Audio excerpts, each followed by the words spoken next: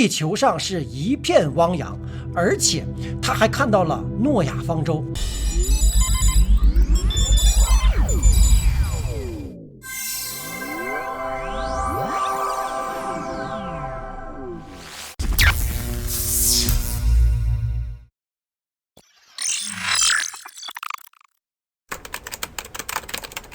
Hello， 大家好，这里是飘飘飘哥。自古以来，生老病死就是生命必须要经历的过程，而死亡则是这里面最为恐怖的，因为死亡意味着一切的终结，尤其是对于人类这样的智慧生命而言，死亡更是让我们从本能上感到惧畏。然而，根据一些科学家的猜测，死亡也许并不是一切的终结，而是开始。关键时刻的保洁哥的口气就是：真的假的？真的假的？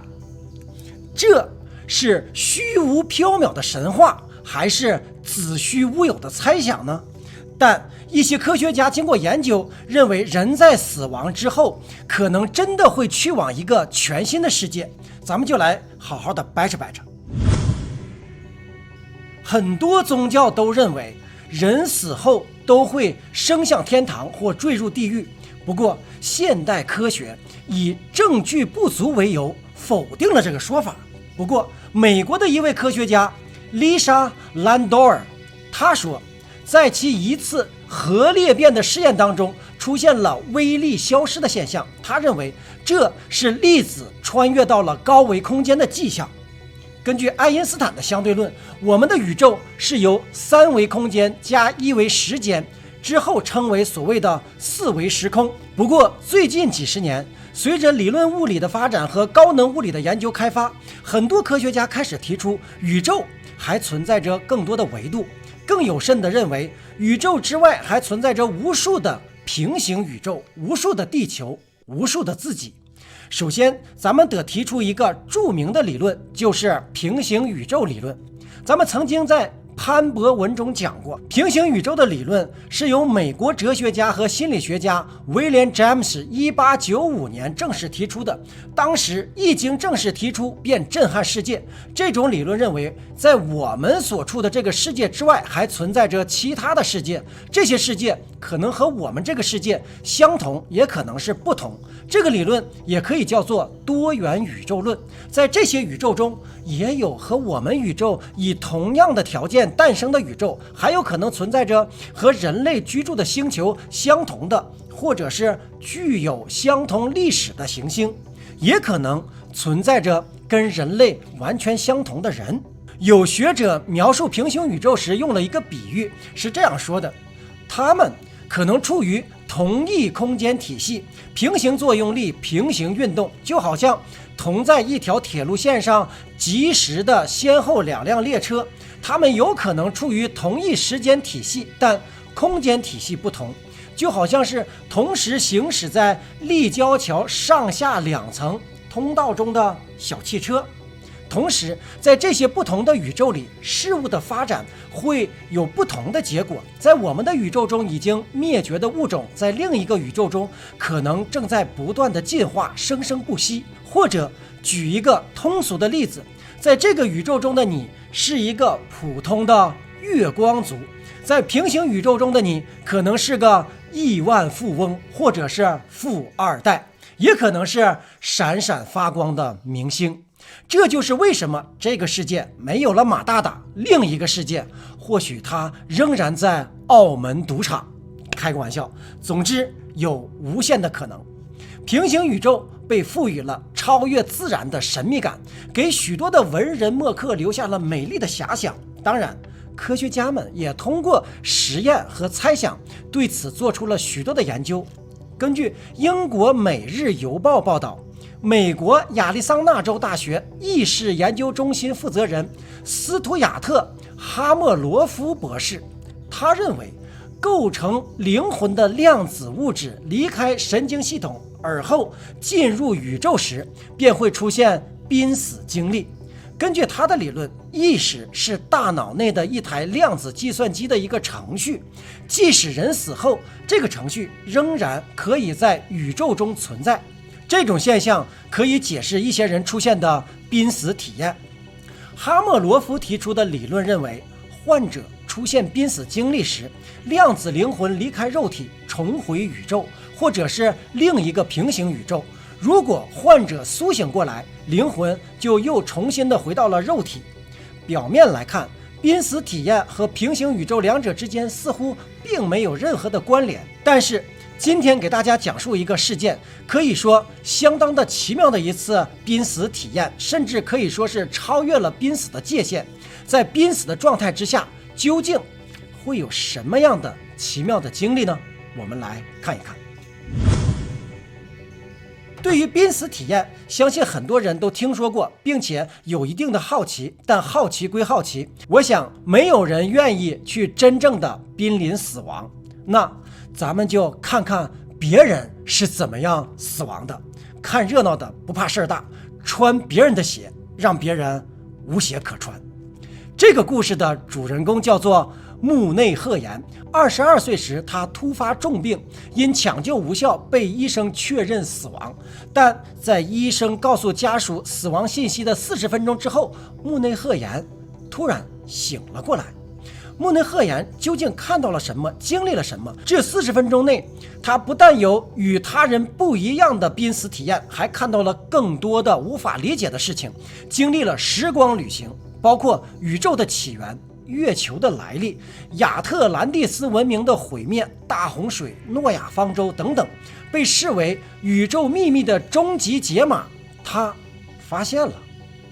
根据他的回忆，刚开始他和大多数的濒死体验讲述者所描述的类似，一开始周围一片漆黑，很远的地方有一点光亮，他慢慢走向光亮，靠近后发现亮光是一个入口，进去后发现这是一段类似隧道的地方，而且不用自己慢慢行走，而是瞬间就将他传送到了出口。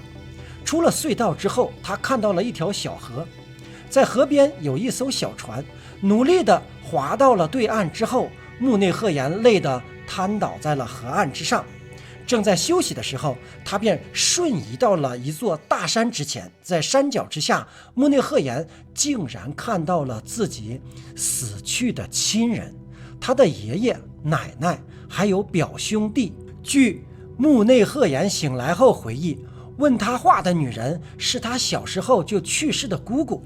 木内鹤彦本人生前对姑姑根本没有印象，但是在濒死中的姑姑的样子却清晰可见。在濒死体验中，他可以实现穿越时空进行旅行。他第一次时空旅行到达他小的时候，解开了小的时候一直困惑的问题。这一次尝试证明了自己真的可以实现时空旅行。他尝试着把意识调整到了童年时期，去寻找那个离奇的事件。在他幼年时，有一次和姐姐在河边玩耍，突然他听到危险。他抬头一看，一块巨大的石头正从上而下朝他俩滚了下来。他在情急之下一把推开了姐姐，自己也向后摔倒，姐弟俩就此躲过了一劫。之前他一直不知道到底是谁喊了那一声，救了自己也救了姐姐。这次回到过去，他正好看到一块大石头自上而下朝他们滚了下来。他情急之下喊了一声危险。原来那个声音就是未来的自己发出来的。为了证明自己的时间旅行并不是幻觉，他做了一个决定，要留下一点证据来证明这一切都是真的。于是他回到了500年前，附到了一个人的身上，在土佐神庙里用石炭在柱子上写了一个鹤字。他醒来之后就去了这个土佐神庙，真的在一根柱子上找到了他当时写下的那个鹤字，虽然字迹模糊，但依稀可见。在濒死状态之中，他想到应该利用自己的那一个能力去解开一些人类的未解之谜，于是他决定回到15000年前。当时他回去了，眼前所见到的一切他惊呆了。地球上是一片汪洋，而且他还看到了诺亚方舟。他看到的诺亚方舟和圣经里写的以及传说中的描述的都不一样。那穿行在滔天巨浪中的方舟，像是卷烟纸一样的桶状的香烟飘在大洋之上。随后他立马进入了方舟里面，发现方舟里面有3个巨大的球排列着。至于作用，他无法理解。更惊人的是，诺亚方舟不止1艘，而是大约50艘以上。穆内赫言非常坚信，他看到的诺亚方舟绝不是什么地球古文明所能造得出来的，那绝对是比我们现在的文明还要高出很多水平的文明才能造得出来的。他完全不能理解方舟的构造以及作用。当时一颗彗星飞到了地球的附近，由于巨大的引力作用，彗星上的冰被吸到了地球的大气层，然后变成水降落到了地球。就这样使得地球的海平面上升了2000米，并且吞没了地球上的一切，包括当时地面上的高等文明亚特兰蒂斯。他描述亚特兰蒂斯人身高3到4米左右，他们饲养着恐龙，把它们当作交通工具，而且亚特兰蒂斯有自己的飞船。他们在大洪水之后乘着飞船逃离了地球，去了金星和别的星系。而地球引力牵扯的彗星表面的冰全部掉落到了地球之上，而彗星的核则变成了我们现在所熟知的月亮。 Oh my god， 嗷嗷狠。后来他决定去看一下宇宙的起源，寻找宇宙诞生的答案。在现代人的认知当中，宇宙起源于大爆炸，但穆内赫言看到的却并非如此。宇宙最原始的状态并不是一个所谓的起点，而是一个庞大的意识。这个庞大的意识因为莫名的原因发生了扭曲，在扭曲的缝隙当中产生了原子，进而逐步的产生了宇宙中所有的一切，包括平行宇宙。穆内赫言著有《濒死体验的启示》，有兴趣的小伙伴们可以去找来继续研读，我们也会将来继续分享。回到现实，按照平行世界理论，我们所处的宇宙实际上只是无限的平行宇宙中的一个。当人类在其所在宇宙死亡的时候，其意识会通过某种现在还不知道的方式穿梭到另外的一个平行宇宙中去，继续生命的旅程。所有的一切都有着一个不为人知的指向，灵魂可能去与我们宇宙截然相反的平行宇宙。现在不仅仅是我们，包括科学界也在提高了对死后世界的关注，这也让人们更接近了宇宙的距离。这就是歌中所唱的：这世界我来了，这宇宙我来了。 BBC Earth 讲，在银河系外有1000亿个太阳系，或许平行宇宙就在那里。佛曰：一沙一世界，一叶一如来。那么我们的宇宙或许在整个的大宇宙中比一粒沙还小。也有科学家认为，人类的意识只是其高维空间本体在我们宇宙的投影，就像我们在做梦的时候，梦境中的我们只是现实世界大脑为我们构建出的虚幻世界。当我们从梦中醒来的时候，自然轻易的就能觉察到自己曾经是在梦中。所以这些科学家认为，人类死亡的时候才是真正意义上的醒来。 Oh my god， 嗷嗷狠。大家怎么看这个问题？好的，我们今天就飘到这里，不要忘了点击订阅，下一期更加精彩。Peace and joy。